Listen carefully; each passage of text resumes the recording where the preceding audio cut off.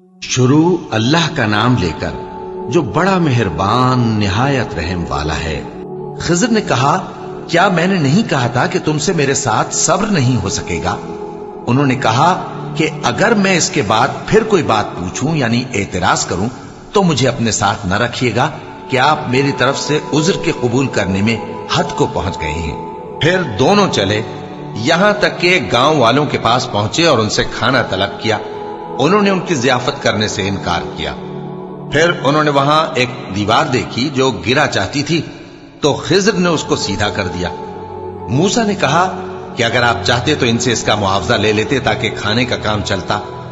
खिज़र ने कहा कि अब मुझ में और तुम में अलहदगी, मगर जिन बातों पर तुम सब्र न कर सके मैं उनका तुम्हें भेद बताए देता हूं कि वो जो कश्ती थी गरीब लोगों की थी जो दरिया में मेहनत करके यानी कश्तियां चलाकर गुजारा करते थे, और उनके सामने की तरफ एक बादशाह था जो हर अच्छी कश्ती को जबरदस्ती छीन लेता था।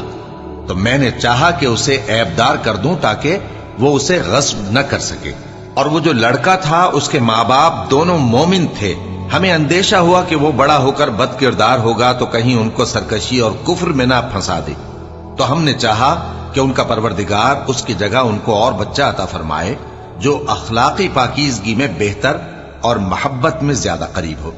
और वो जो दीवार थी सो 2 यतीम लड़कों की थी जो शहर में रहते थे, और उसके नीचे उनका खजाना दफन था, और उनका बाप एक नेक आदमी था। तो तुम्हारे परवरदिगार ने चाहा कि वो अपनी जवानी को पहुंच जाएं और फिर अपना खजाना निकाले। ये तुम्हारे परवरदिगार की मेहरबानी है, और ये काम मैंने अपनी तरफ से नहीं किए। ये उन बातों की हकीकत है जिन पर तुम सब्र न कर सके।